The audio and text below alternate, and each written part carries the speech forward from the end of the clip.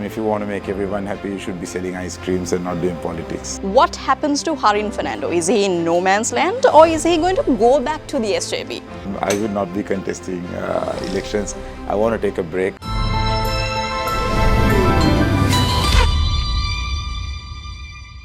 A couple of weeks ago, there was a duo that was the talk of the town, and a week later, someone made it back to the top of the topic of conversations when he came in right through the door that he left. We have President's special advisor to the Minister of Tourism and Sports and a former Minister of Tourism and Sports, Harin Fernando. Thank you very much for joining us. Well, I already teased my first question in the intro. You walked in right through the door that you left in just a couple of days or weeks.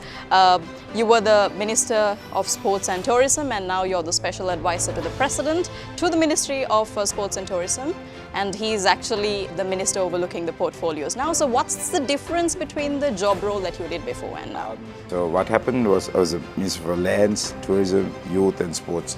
But however, it was just a sudden court decision that came our way, and we just had to make our way out.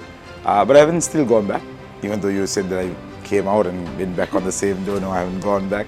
I've not gone back to the office. It's just an honorary job. It's probably just to advise him in this short term of the 4 weeks, the work that we did. If my advice or if something is needed for the staff, just to do the guidance, because President will be holding on the cabinet on my portfolios if any papers comes in for the next 4 weeks. So simple as that. Well, after you left the SJB to take up your role in the government, you became a part of the President's inner circle, and now that you're his advisor, I think although it's an honorary role, you are in the President's inner circle. If by any chance President Ranil loses this upcoming election, what happens to Harin Fernando? Is he in no man's land or is he going to go back to the SJB? I'm on the view, I'm not crazy for power, I'm not hungry for power. I did a conscious decision when the country was in dire straits. I was in the main opposition. I called surfail, I called the antigen thing. I got all the campaigns in SJB at that particular point. We were the first to go to the Aragali premises on the 15th of March. I still remember the dates.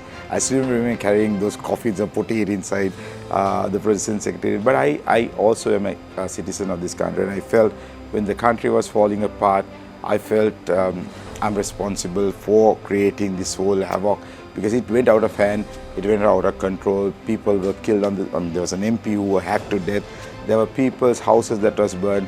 One thing that affected me the most was one of the MP's dogs were burnt inside the house, and that I couldn't take. And I thought, what a monster we've created. And I thought responsible to the politicians at that particular point was to get together as a country to unite, to make sure that we sort this situation out. So I did go to my then leader, I pleaded him to take over when we were offered it, and because it is our duty, I would say, gravely, when a country is falling apart, party politics aside, we need to first uplift the people of the country, because there were people who didn't have fuel, gas, no electricity, no schools, and we did not know about the tomorrow. Lots of people have forgotten this very easily. So at that particular point, after much deliberation, I had a lot of conversation with my leader.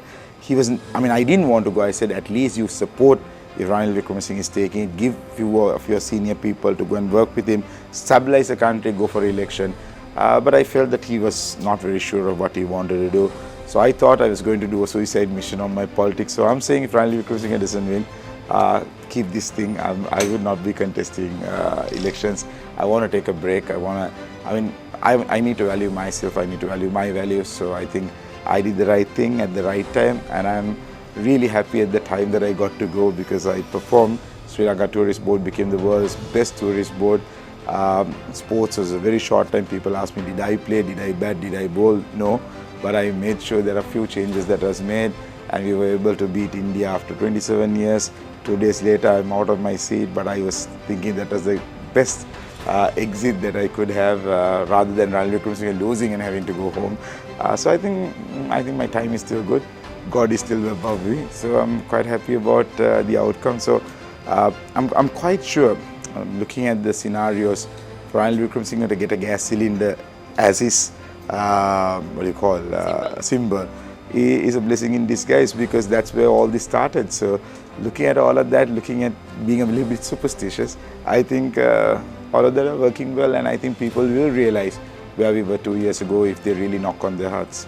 Well, all of these accomplishments that you mentioned, of course, there is a part of, the public that says, what, Harin Fernando actually did a lot for us. He brought us all of these awards, and like you said, Sri Lanka won after a very long time.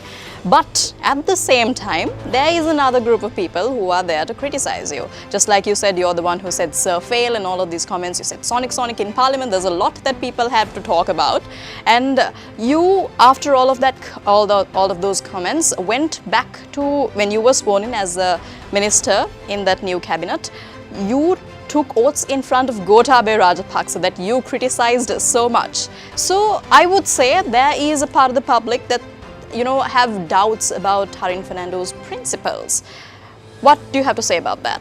Well, it's quite tricky. I mean, you can't make everybody happy, and you can't make everybody understand your situation that you're in at that particular moment. But as I said, there are many people there'll be people who will support you, there'll be people who will criticize you. Just advice for any of the youngsters, just do what is right in your heart, and certain times you'll have to do certain things that you don't like to do. I mean, I wouldn't have been the most happiest to go and accept that people are saying that's a Sri Lankan culture. I'll have to do it, even though I criticize him. I mean, my job at that point was Ranil wanted me to back him up, and I did back him. And today I'm just simply whatever people say. I'm very happy about the decision I made, even though if this is the end of the road for my politics. I got into Parliament at 27, I was 32 years. By 32, I was a Chief Minister, I was a Cabinet Minister in many portfolios. By 45, even if I had to go home, I would be really proud that I've actually made a mark of it. You can't make everybody happy. I mean, if you want to make everyone happy, you should be selling ice creams and not doing politics.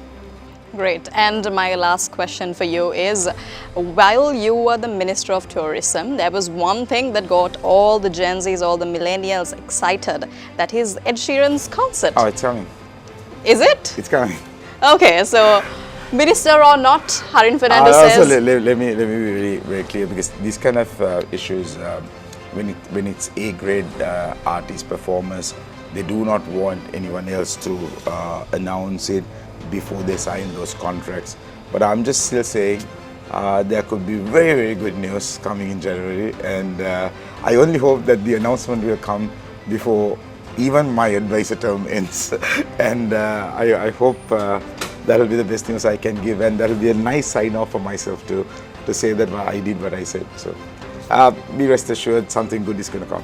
Well, something good is going to come, so we have all of our Gen Zs and millennials excited. He said it's coming, and hopefully before your advisor term ends. We will be able to officially say that once we have the signing of them.